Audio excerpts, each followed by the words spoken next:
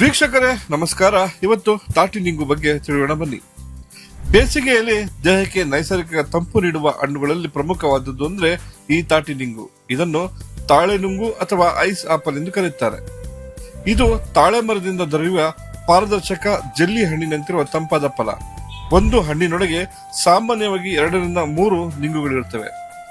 ತಾಟಿ ನಿಂಗಿನಲ್ಲಿ ನೀರಿನಂಶ ತುಂಬಾ ಅಧಿಕವಾಗಿದ್ದು ದೇಹದ ಉಷ್ಣತೆ ಕಡಿಮೆ ಮಾಡುತ್ತದೆ ಮತ್ತು ಡಿಹೈಡ್ರೇಷನ್ ತಪ್ಪಿಸಲು ಸಹಾಯ ಮಾಡುತ್ತದೆ. ಹೊಟ್ಟೆ ಉರಿ, ಆಸಿಡ್ ಸಮಸ್ಯೆ, ಮೂತ್ರದ ಉರಿ ಇತ್ಯಾದಿಗಳಿಗೆ ಸಹ ಉಪಾಯಕಾರಿ. ಜೀರ್ಣಕ್ರಿಯೆ ಸುಧಾರಿಸಿ ದೇಹಕ್ಕೆ ತಕ್ಷಣ ತಂಪು ನೀಡುತ್ತದೆ. ಕ್ಯಾಲೋರಿ ಕಡಿಮೆ ಇರುವುದರಿಂದ ತೂಕ ನಿಯಂತ್ರಣಕ್ಕೆ ಇದು ತುಂಬಾ ಸಹಾಯಕ. ಬೇಸಿಗೆಯಲ್ಲಿ ತಾಜಾ ರೂಪದಲ್ಲಿ ತಾಟಿ ನಿಂಗು ಸೇವಿಸುವುದು ಆರೋಗ್ಯಕ್ಕೆ ತುಂಬಾ ಒಳ್ಳೆಯದು. ಈ ಮಾಹಿತಿ ನಿಮಗೆ ಉಪಯುಕ್ತವೆನಿಸಿದರೆ ಲೈಕ್ ಮಾಡಿ, ಶೇರ್ ಮಾಡಿ, ನಮ್ಮ ಸುದ್ದಿ ವಿಚಾರವನ್ನ ಸಬ್ಸ್ಕ್ರೈಬ್ ಮಾಡಿ. ಬನ್ನಿ ಬದಲಾಗೋಣ, ಔಷಧಿ ಗಿಡಗಳನ್ನು ಹೆಚ್ಚಾಗಿ ಬಳಸೋಣ.